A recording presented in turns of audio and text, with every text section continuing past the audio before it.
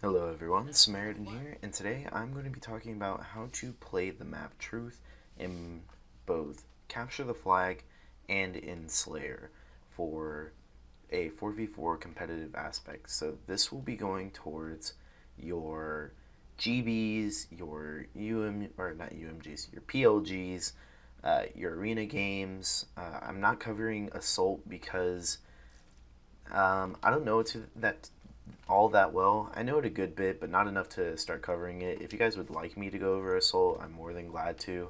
So just let me know in the comments below. But I'm going to get straight into this. And the first thing that we're going to talk about is the Breakout. Now, the Breakout is just how you spread yourself across the map off the rip of the game. So since this map is symmetrical, you're going to be doing the same thing on both sides. So I'm going to get straight into this.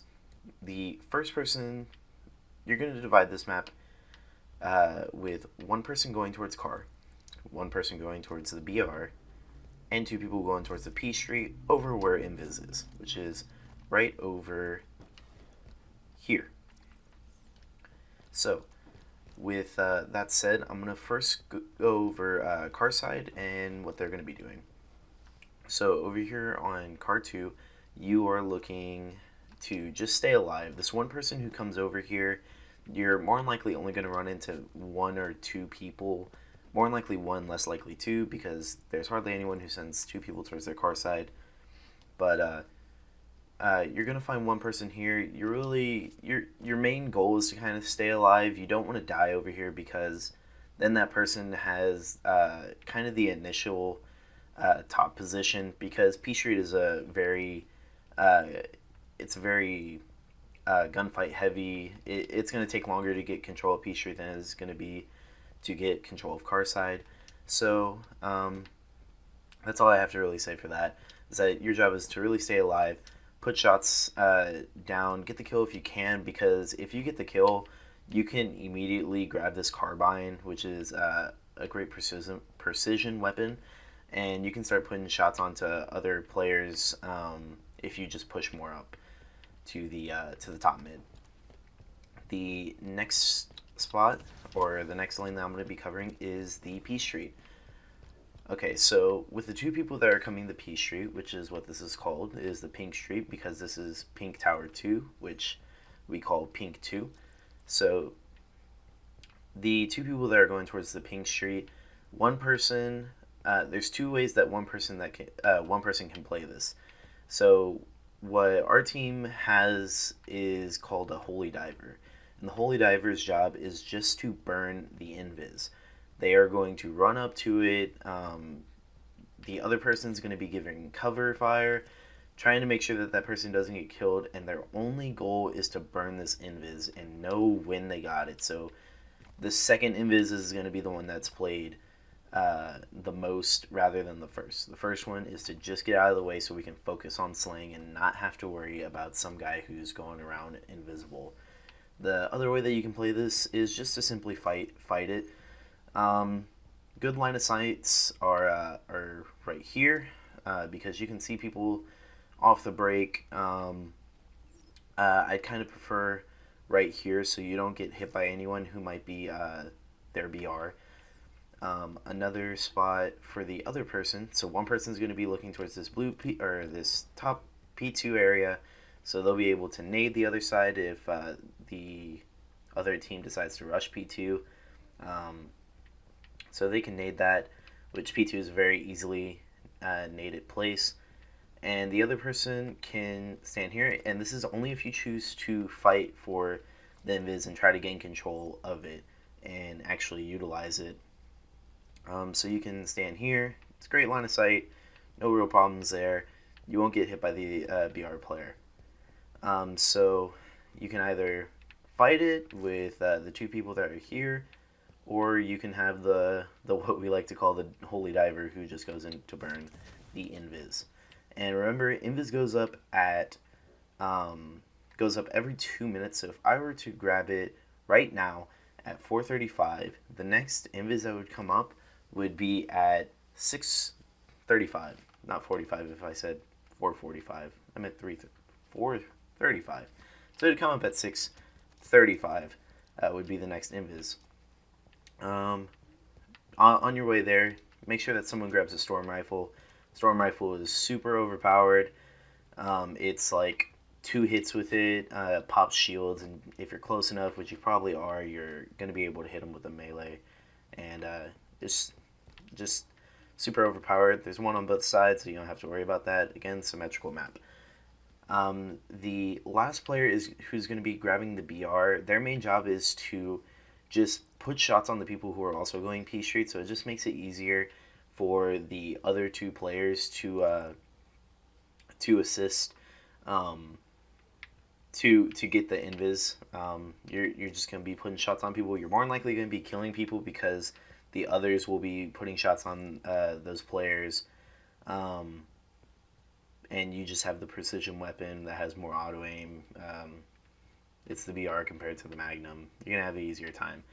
I'd recommend standing here, mostly because if you were to stand right here and put shots onto people, you're going to more than likely get hit by the person who goes their BR to grab it, and you don't want that to happen. So that's about it for the break of the game and how you're going to spread the map. The next thing that I want to go over is the power positions of the map. And this map really is one giant ramp. So in any map, you always want to hold the very top of it, which would be this car side over here, these bubbles, especially in car 2, and you want to hold pink 2. Your main spawn points on this map are the bubbles, which again are here, and as well as bottom of the base and top of the base. So in both Slayer and CTF, those are the main spawn points. In both Slayer and CTF, I'd recommend that your player who controls the car side stand inside of the bubbles, because the spawn points can only be blocked if you put a negative spawn influence on it, and the only way that you can do that is by throwing a nade, shooting at it, or just being there, standing in that spawn point. And the best thing that you can do is stand in that spawn point, because I've had many times where I was standing car 2, putting shots into players, and I'd throw a nade, making sure that that spawn point doesn't happen, but the next respawn, someone can still spawn there. So the best thing that you can do is just stand there. It gives you a great line of sight into the top of the base, which if you're playing flag is just the best place to be, because anyone who tries to chase your flag carrier trying to run it, you will be able to get easy shots and you get good cover. So that's about it for car side and where you need to stand for there. The next side that I want to talk about is the P2 side. I do not recommend P2. And the reason for that is because it's super easy to nade, and players off the rip are going to be grabbing the storm rifle. So with a storm rifle, they can come in here and just get that 2-shot beat down, which really sucks. So I wouldn't recommend it at all. What you want to do instead is you want to come P3. And if you're a person who's going to sit at P3, you need to grab a precision weapon, which precision weapons on this map are the carbine and the BR. Much safer bet with a BR, in my opinion. It just seems like the better weapon to have up here on P3. And the reason that I recommend a precision weapon is because the Magnum loses its auto aim at this distance. So you're going straight off of just your pure shot right here. No auto aim assist, nothing. So it's very advantageous of you to have a precision weapon in this case. And I've been noticing more that anytime that I play P3, not many players expect it. They don't really think that someone would be standing there. So it's always good to utilize, and if there's a person inside of P2, just crouching up and getting up here, P3, it just surprises the crap out of them. P2 or P3, excuse me. If you're playing this on flag, you want to stand on the opposite side of. You want to stand on your side of P3, basically. And the reason I recommend that is because you have this right here, which is a pretty good cover for you. You can look into attic right there if they try to do something cheeky and hide from a player that might be coming car. You can get a good line of sight onto the bottom of the base. Again, top of the base, you can really help, and as well as be able to kind of look over here if you need to hop over. If you see that people coming out of the P Street and then going back into their base, so going through the bottom of their base to the P Street to inside their base, if that becomes a problem, you can easily just hop over and start putting shots on those players. And the last two players are going to be really either flooding the base from one side, or they are going to be pinching the base. Now that's how you play those positions on CTF. The only difference between CTF and Slayer, in my opinion, is how you rotate. So whenever you're playing Slayer, you're gonna want to flood out the base 100% and slay out their base.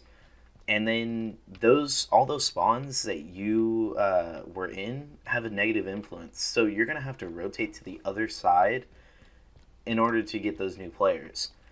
There's very rare occasions that will cause split spawns, but it is capable of happening.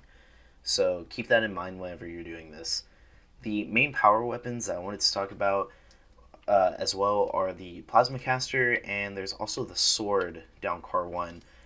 I only recommend the sword if you have invis. Other than that, I've found it to be kind of fluky in some aspects. I've had situations where I swing and the reticle is red. The reticle, quote unquote, is red, but it doesn't register. And the plasma caster is a really viable weapon that I think is underlooked on this map and also underlooked on Rig. So if you grab the plasma caster, if you know how to use it, it's a really great power weapon because you can shoot at the ground here and get multiple shots, and it works as a grenade. It's a plasma grenade caster, but it doesn't have the same physics as it.